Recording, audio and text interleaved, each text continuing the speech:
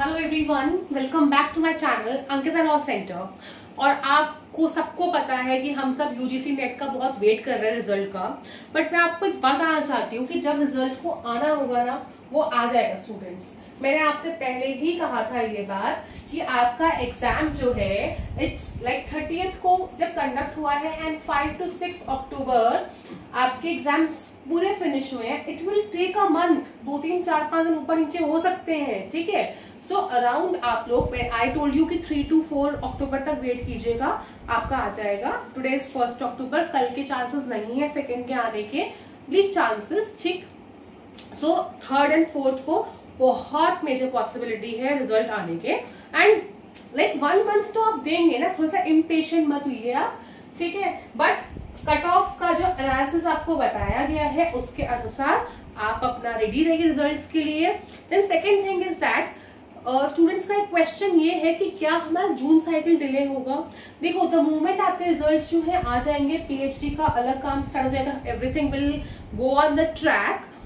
उसके जस्ट 3 से 4 दिन के बाद या विद इन अ वीक आपके नेक्स्ट दिसंबर साइकिल के जो है फॉर्म्स रिलीज कर देंगे। तो जब आपका फॉर्म रिलीज होता है इट टेक्स अ मंथ। तो अगर हम आगे चलते हैं 15 अक्टूबर को रिलीज करते हैं तो 15 नवंबर तक जो है आपका ये ओपन रहेगा। तो दिसंबर में ही आपका एग्जाम होगा, but according to me the exam will not be in the early December, it will start from the late December, like 20th December, 21st December, ये ऐसे करके। सो आप मोटा मोटा मान के चलिए आपके पास 2 महीने हैं तैयारी करने के। तो यहाँ पर जो है मैं आज आपको एनजीटी एक्ट के बारे में बताना चाहती हूँ without wasting any time, because students जो है इस वीडियो में बाद में आएंगे जब उनको जरूरत होगा। एक चीज है, एनवायरमेंट लॉ आपका बहुत ही मेजर लॉ नेट में आता है, ठीक है।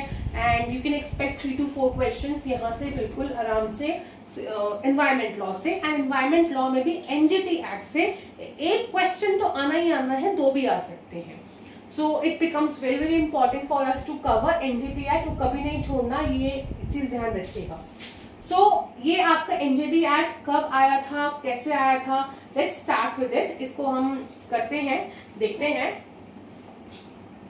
सबसे पहले जो है प्रीएम्बल से स्टार्ट करते हैं। एंड हम लोग जो है हर वीडियो के बाद एमसीक्यूज भी किया करेंगे, ठीक है।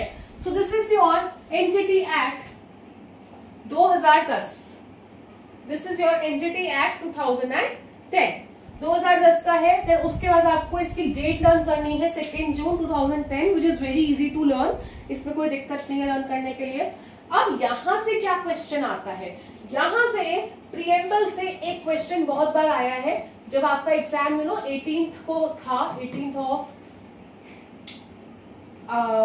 जुलाई, तब यहां से क्वेश्चन वहीं से आया था दैट कि ये जो एक्ट है इसमें आपका एनजीटी तो बन रहा है, नेशनल ग्रीन ट्रिब्यूनल, साथ ही में केसेस को जल्दी जल्दी डिस्पोज ऑफ करना है, देन ऑल्सो हमें कंजर्वेशन की तरफ जाना है। तो this act provides first thing establishment of tribunal, second thing cases को डिस्पोज करना, थर्ड थिंग कंजर्वेशन करना, ठीक है।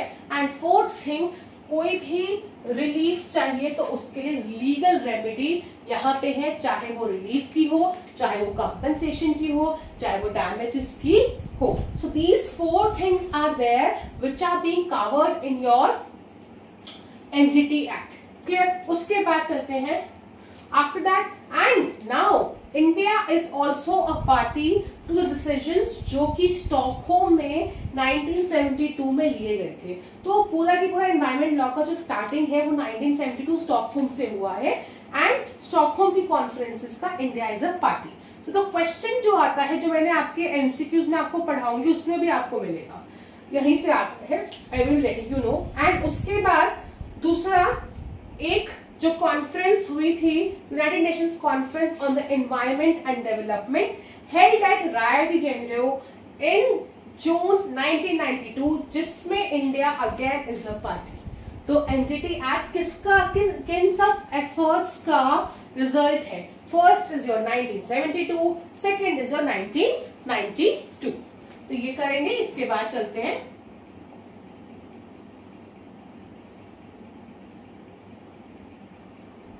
ठीक। And whereas in the judicial pronouncement in India, साथ ही में article 21, if you see article 21 of our constitution, it provides for, article 21 provides for right to life, and in right to life there is also right to clean environment, so that's why this is covered। ठीक है, तो आपके preamble में 3 चीजों का वर्णन है, 1972 conference, 1992 Rio de Janeiro and article 21। पहली चीज आपको ये ध्यान रखनी है, मैं आपको पूरा एनजीटी एक्ट जो है खत्म पहले पार्ट्स में कराऊंगी, and then one day I will be taking the one short video of it. Now next, अब प्रिलिमिनरी स्टार्ट करते हैं। यहां पर this act is called as NGT act. ये फिर ये किस दिन फोर्स में आया, तो आप डेट्स जो है लर्न कर लेंगे। अब I would say NGT act के आप सारी डेफिनेशंस लर्न करेंगे। एक्सीडेंट किस में है, 2A में है। एक्सीडेंट मींस कोई भी एक्सीडेंट जो सडन हो जाए, ठीक है, अनइंटेंडेड था बिकॉज ऑफ हजार्डियस सब्सटेंस की वजह से, ठीक है, चाहे उसमें प्रॉपर्टी को डैमेज है या किसी पर्सन को भी है। What is important is but it do not include the accident जो कि वॉर से होता है या सिविल डिस्टर्बेंस से होता है। यहां से क्वेश्चन कभी नहीं आया है बट आ सकता है, मेरे एमसीक्यूज में आपको मिलेगा। तो चेयरपर्सन जहां जहां पे यूज होगा उसका मतलब ये है एनजीटी का चेयरपर्सन। नाउ नेक्स्ट, इस डेफिनेशन को गलती से भी नहीं भूलना, भूल के भी नहीं भूलना। एनवायरमेंट किस में है, 2C में है। एनवायरमेंट का मतलब ये होता है वाटर, एयर, लैंड एंड इन सबका inter relationship which exist among and between water, air, land, human beings, other living creatures, plant, microorganism and property। तो यहां से क्वेश्चन पूछते हैं कि किस किस का इंटर रिलेशनशिप है। एक तो ह्यूमन बींग्स का, अदर लिविंग क्रिएचर्स का भी, प्लांट्स। देखो एनिमल वर्ड एज सच यहाँ पे यूज नहीं है तो आपको कंफ्यूज वैसे करते हैं, ऑल्दो एनिमल माइक्रो ऑर्गेनिजम्स में कवर्ड होता है, ठीक है।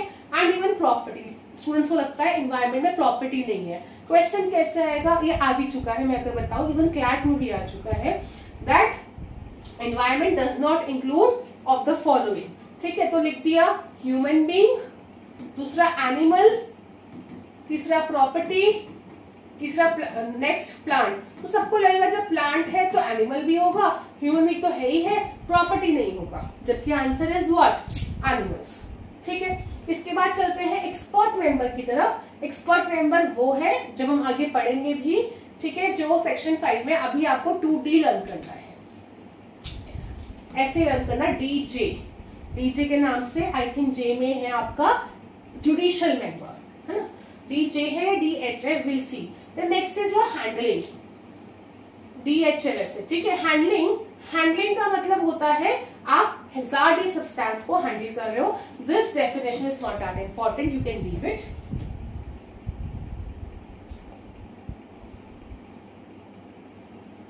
हाँ, आई वॉज राइट, H में ही है, ठीक है। देन ये डेफिनेशन बड़ी इंपॉर्टेंट है। hazardous substance का मतलब वो सब्सटेंस है जो कि एनवायरमेंट प्रोटेक्शन एक्ट 1986 में है। आफ्टर कवरिंग एनजीटी एक्ट मैं इस एक्ट की तरफ ही जाऊंगी, ठीक है। hazardous substance means that substance जो कि आपका एनवायरमेंट प्रोटेक्शन एक्ट 1986 में है, एंड उसकी क्वांटिटी जो है वो कहाँ पे है, लाइबिलिटी एक्ट। तो इसके बाद जो मैं आपको एक्ट कवर करूंगी that is environment protection act, after that हम लोग पब्लिक लाइबिलिटी एक्ट करेंगे। देन उसके बाद इंजरी करने की जरूरत नहीं है। इसके बाद जुडिशियल मेंबर की बात करते हैं, तो जुडिशियल मेंबर का मतलब वो होता है जो कि अगेन सेक्शन 5 में है, but you have to learn, right. So DH मतलब आपको एक ट्रिक बताऊं लर्न करने के लिए, बिकॉज करनी पड़ेगी आपको, बिकॉज नेट के स्टूडेंट्स वो होते हैं जो थोड़ा सा टीचर बनना है, बड़ा एज एंड ऑल व्हाटएवर, इस टाइप से आप ट्रिक कर सकते हैं। दिल्ली हायर जुडिशरी, DHJ होता है Delhi higher judiciary. So Delhi is, D is for your expert member, H is for your judicial member and J is for your person, है ना, ये लोग पर्सन्स हैं। तो आपको इस तरह से, बिकॉज नेट में क्या है, आप थोड़े थोड़े लर्न कर लोगे। मैच द फॉलोइंग्स बहुत सारे आते हैं। सो इस तरह से आपको सब कुछ भी लर्न करने की जरूरत नहीं है, बट इवन इफ आप स्मार्ट स्टडी करेंगे हो जाएगा। चलिए, इसके बाद सीधा आपको पर्सन पढ़ना है, which is in the J definition. Clear? अब आगे चलते हैं।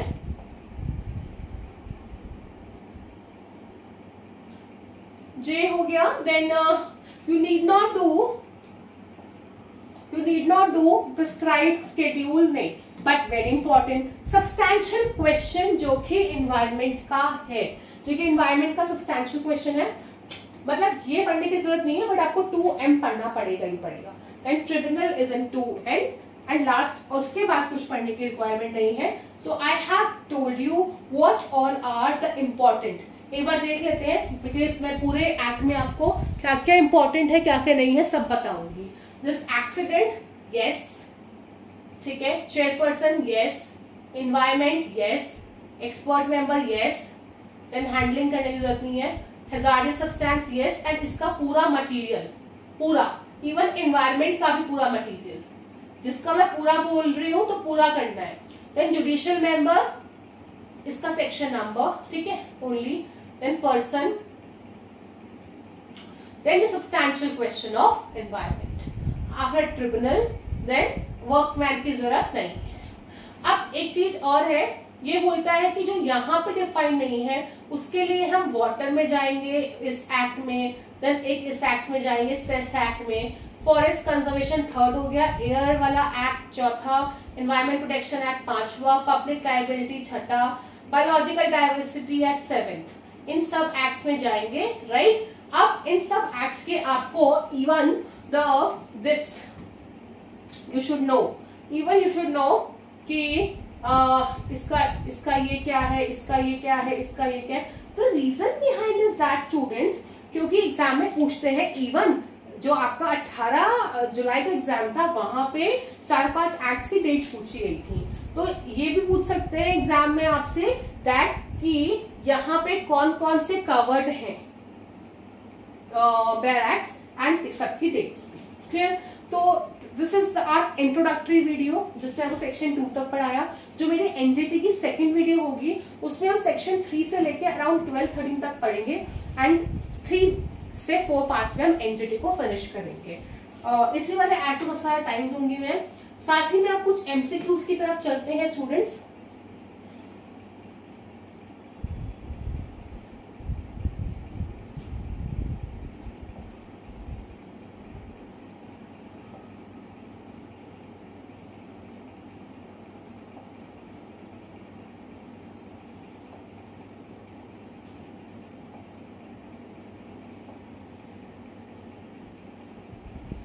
ठीक है,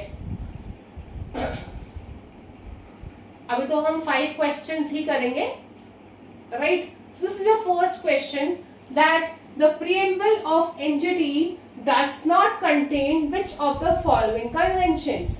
it contains right generative, yes, 1992 का है, हम पढ़ चुके हैं। देन आर्टिकल 21 इंडियन कॉन्स्टिट्यूशन का, यस, ये भी है। पेरिस कन्वेंशन था क्या? नहीं था। तो ये आपका आंसर हो जाएगा। तो the option number C is the answer. ये आप देख लेंगे, स्क्रीनशॉट ले लीजिए।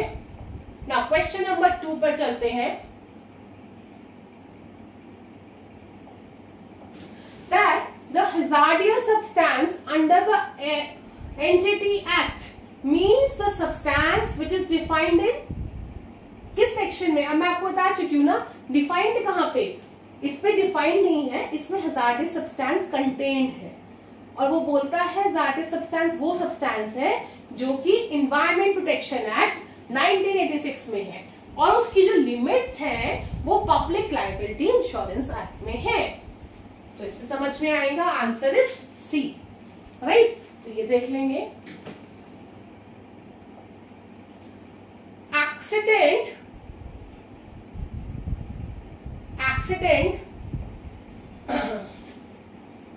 ठीक है, एज एक्सीडेंट एज कहाँ गया आपका ये, हाँ, defined under section 2A does not include an accident by, तो ये आपको पता है हजार्डस सब्सटेंस का था, but not by the reason of war, yes ये होगा, also not by the reason of the civil disturbance, so one option is both B and C, तो इसका आंसर डी हो जाएगा। क्योंकि हमने बैरक पढ़ लिया इसलिए आपको इजी लग रहा है, अगर बैड ना पढ़ा होता तो आपको बहुत टफ लग रहा होता। सो इसके लिए कौन सा रॉन्गली मैच्ड है? I told you expert member 2D में ही है, जुडिशियल मेंबर H में है, अब आपको याद होगा। सब्सटैंशियल क्वेश्चन भी M में है 2M, तो ट्रिब्यूनल इज रॉन्ग। क्लियर? तो याद ध्यान रखेंगे। फिर आपका ये क्वेश्चन है which of the following statements are correct. ये आपके chairperson, judicial member and expert member का है। This question basically it's your homework, मैं आपको दिखा देती हूँ, आप इसके स्क्रीनशॉट लेके कमेंट सेक्शन में मुझे इसका बताइएगा answer, right. So which of the following statements are correct. तो the chairperson, judicial member, expert member of a tribunal shall hold the office for the period of 5 years, जब वो उन्होंने office enter किया है, एंड वो eligible होंगे for reappointment also. I think this statement is wrong because वो reappointment के लिए एलिजिबल नहीं होते हैं। ठीक है, अब नीचे चलते हैं। बी 3 years का, know the term is not 3 years, so this is also wrong. अब नेक्स्ट चलते हैं। The chairperson an expert member of the tribunal shall hold the office for 5 years, yes, and they shall not be eligible for, so this is correct, so the answer is C of this question।